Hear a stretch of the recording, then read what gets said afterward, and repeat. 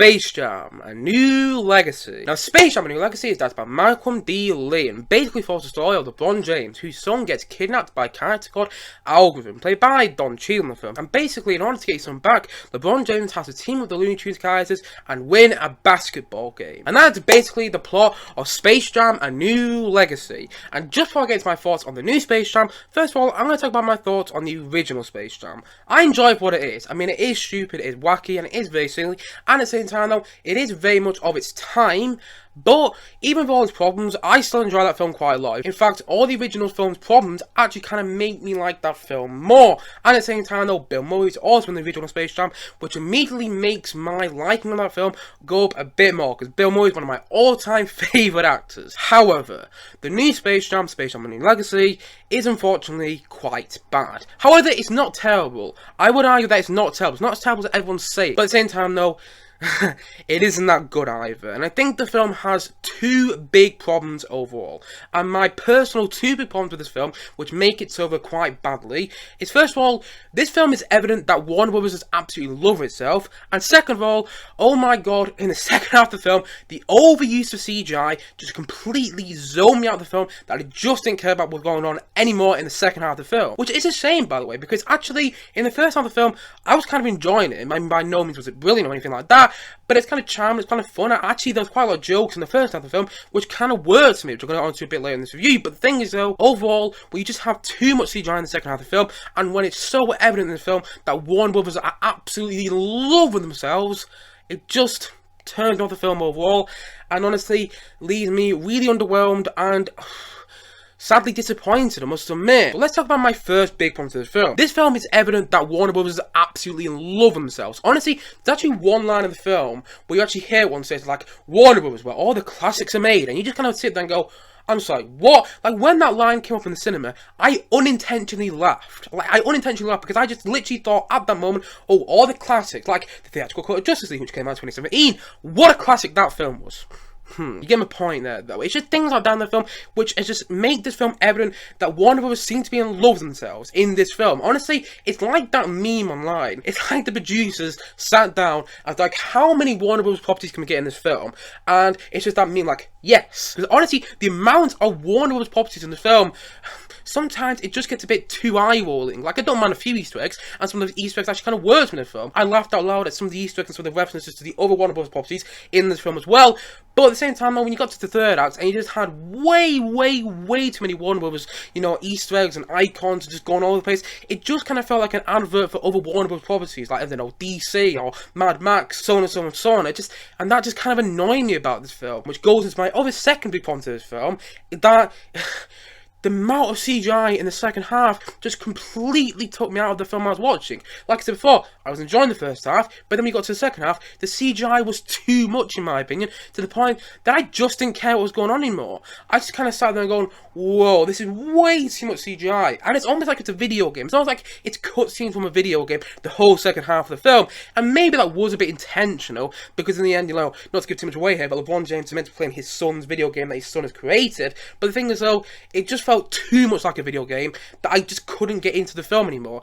And at the same time, though, the second half of the film is way too long. The whole basketball game, they extend for way too long in the film. You know, the great thing about the first Space Jam is when you get to the basketball game in that film, it looks all silly, it looks all wacky, it looks all very much of its time.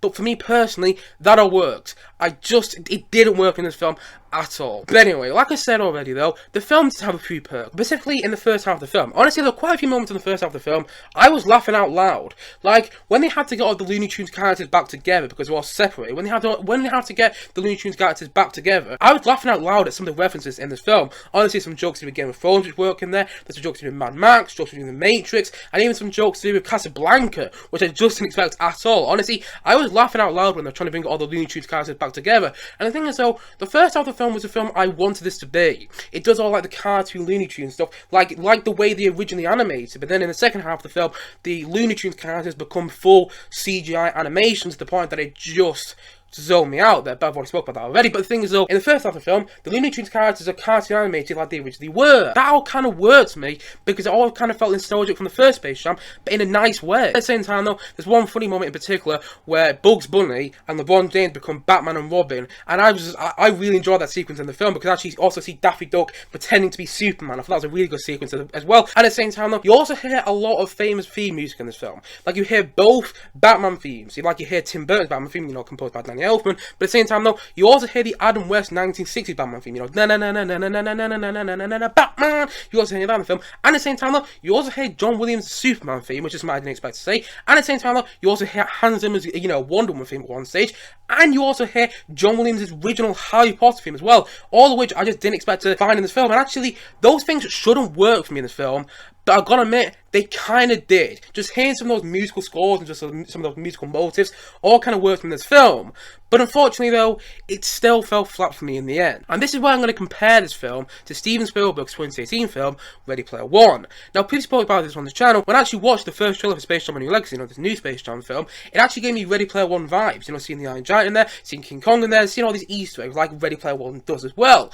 But the thing is though, where Ready Player One works over this film is because it cuts back between, the video game world it's created, and at the same time though, the reality quite well. That film feels like it evenly cuts between the reality and at the same time though, the video game world it's created. But I can't say the same about Space Jam: A New Legacy. In fact, there are some cuts back to the reality, back to the real world in this film, but at the same time though, it just stays in this big CGI animated world too much that I just can't believe anything that's going on anymore. Unlike Ready Player One, which evenly cuts back to the real world alongside the video game world in like the third act of the film, or the whole of the film for that matter, unlike Ready Player One, Space Jam: A New Legacy just doesn't do that. It doesn't cut back to the real world enough for you to really keep invested in what's going on, in my opinion, and I just think that's a big problem in the film overall. And honestly, it's just so many things like that, and it is unfortunate then, because LeBron James is not bad in this film in my opinion, and at the same time though, his kid isn't bad in the film either. I think his kid did a good job, and at the same time though, Don Cheadle is not bad as well. The villain,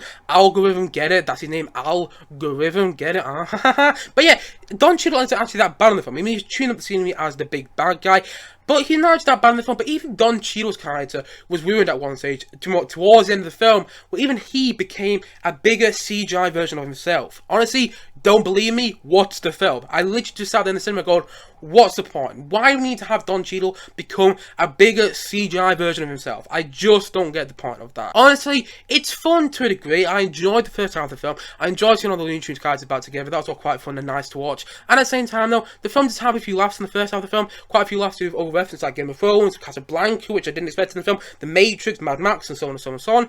And there are quite a few nice Easter eggs in there. LeBron James doesn't do a bad job in my opinion. And I quite enjoyed Don Cheadle as well in this film. But honestly, everything just fell flat for me in the second half of the film, when it just became a big, overblown CGI mess, and it just became evident about how much Warner Brothers absolutely loves themselves in this film. Honestly, this film, if you don't believe me, go watch it.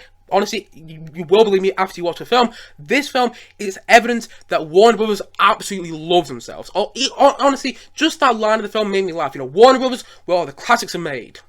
Not really, but anyway, all in all, it's disappointing, but it's not awful in my opinion, and I didn't mind watching it, specifically the first half of the film, which actually made me laugh quite a bit, but in the end, it just fell flat for me because of the overblown CGI mess in the second act of the film, and the fact that this film is completely and utterly evident that Warner Bros. Absolutely love themselves. And so, all in all, I'm going to say that Space Jam: A New Legacy, I'm going to say it's a 4 out of 10. Like I said before, the first half of the film is actually quite enjoyable. It's not what you want from a Space Jam sequel, because it kind of brings back the memories of the first Space Jam when they're trying to get the basketball team together in the first Space Jam film. That's what it kind of feels like in the first half of this film, and that's actually kind of why it worked for me. I enjoyed the first half of the film more than I really expected to. I was surprised when I was actually laughing in the cinema out loud because the jokes were working.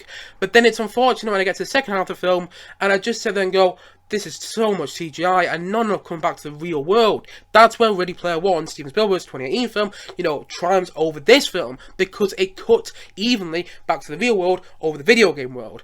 Honestly, when you get to the third act of this film, when you get to the second half of this film more like, it just feels like a video game. It just feels like cutscenes out of a video game, and not in a good way. You don't want it to feel like a video game. You want it to feel like a film in the end. You want to be immersing yourself in what's going on, and I just couldn't when everything was CGI animated, and I was just like, I just just don't care anymore, because this just feels like one giant advert for other Warner Brothers properties, whether it's DC, Mad Max, or even Game of Thrones for that matter. And it's just things like that in the film which just didn't work for me. It's not terrible, but oh boy, I wish this film was better. And so, all in all, I'm going to say Space Jam: A New Legacy is a 4 out of 10 from me.